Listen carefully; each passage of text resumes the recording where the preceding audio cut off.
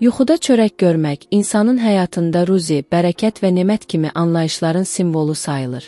İslam təfsirlərində və qədim yuxu yozmalarında çörək, Allahın bəndəsinə verdiyi ruzinin təzahürü kimi qəbul edilir. Qurani Kərimdə bu rəmz bir çox ayələrdə dolayısıyla keçir. Biz sizə göydən ruzi endirdik ifadələri ilə bəşərə verilən nemətin, yəni halal qidanın və ruzi qapısının açıq olmasının nişanəsi kimi.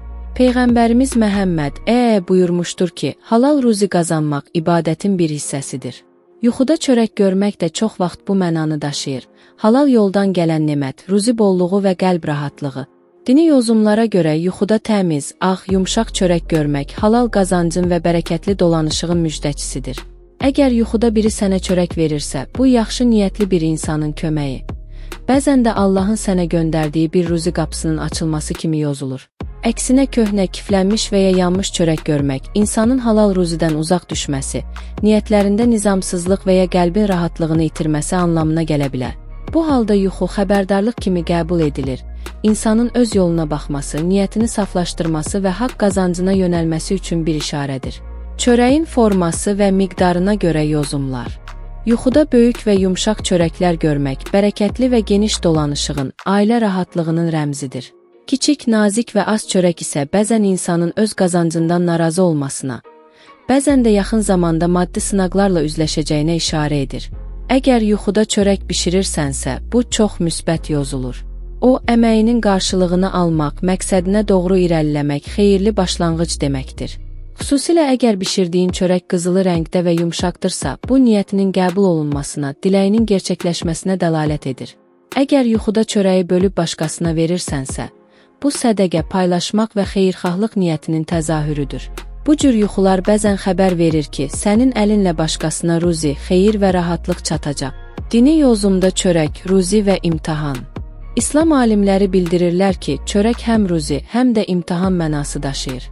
Allah Teala insanı bəzən bolluqla, bəzən də azlıqla sınayar. Yuxuda çörəyin çoxluğu insanın şükür sınağında olduğunu göstərir. Əgər insan bu bolluğa görə şükür edirsə, yuxu xeyirli, əgər nankorluq hissi varsa, yuxu xəbərdarlıq kimi yozulur. Bəzi dini təfsirlərdə çörək həm də imanın möhkəmliyinə, qəlbin doyumluluğuna işarədir. İnsan yalnız bədənini deyil, ruhunu da qidalandırmalıdır.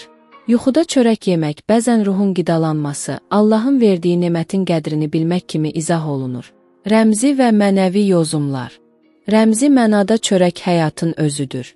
O, həm torpaqdan, həm sudan, həm də insana verilən zəhmətdən yaranır. Yuxuda çörək görmək insanın həyat yolunu, əməyini və alın tərini simvolizə edir. Əgər yuxuda çörəyi itirirsənsə, bu maddi və ya mənəvi itki, dəyərlərin unudulması mənasına gələ bilər. Əgər çörək tapırsansa, bu ümidlərin yenidən dirçəlməsi, xeyirli xəbər deməkdir. Əgər çörəyi gizlədirsənsə, bu qorxu və ya etibarsızlıq hissinə, ruzi haqqında narahatlığa işarə edir.